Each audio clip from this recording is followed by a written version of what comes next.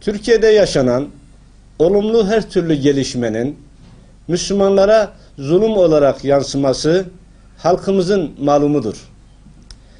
Olumlu her gelişmede mütedeyyin insanlar mağdur edilmiş, baskılara maruz kalmıştır.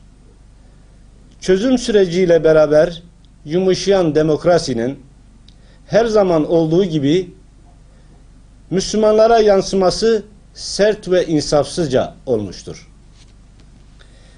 Devlet bir taraftan elinde silah olan kişilerle görüşürken diğer taraftan mütedeyyin insanların gerçekleştirmiş olduğu her icraatı terör adı altında sindirmeye çalışmaktadır.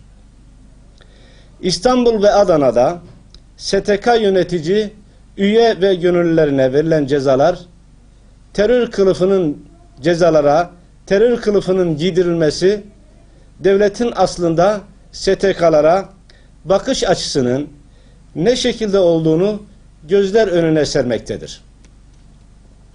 Hükümet tarafından sözde STK'ların güçlendirilmesi yönünde gelen beyanların üzerine bu cezaların verilmesi çok manidardır.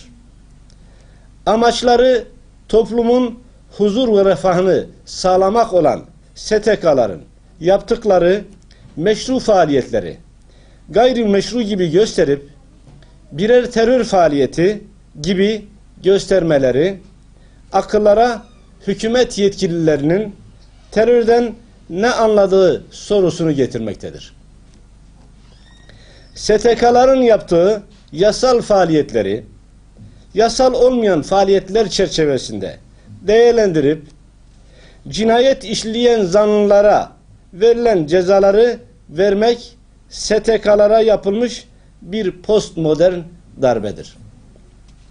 Benzerine 28 Şubat döneminde bile az rastlanan cezaların verilmesi aslında STK'lar için henüz 28 Şubat döneminin bitmediğini göstermektedir. Ayrıca ceza alanların bir kısmının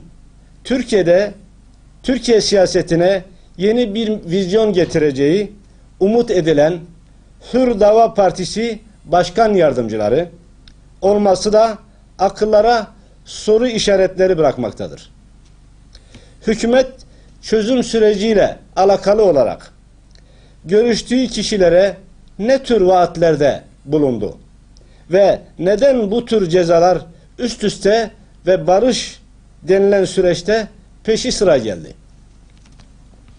Hür Dava Partisi ve STK'lara verilen bu cezalar öncelikle Müslüman halkımıza verilmiş bir cezadır. Aynı zamanda bu cezalar Türkiye STK hizmeti yürüten tüm STK'lara verilmiş bir cezadır. Aynı zamanda bu cezalar Türkiye'de STK hizmeti yürüten tüm STK'lara verilmiş bir cezadır. Bugün İstanbul ve Adana'daki STK'lara verilen bu hukuksuz cezalar yarın bir başka STK'ya verilebilir. Bu nedenle tüm STK'ları yaşanan bu hukuksuzluğa tepki vermeye davet ediyor ve yaşanan bu hukuksuzluğu kınıyoruz. İkra Eğitim Derneği olarak hükümetin ve yetkili organlarının bir an önce bu hukuksuzluğa son vermesini istiyor.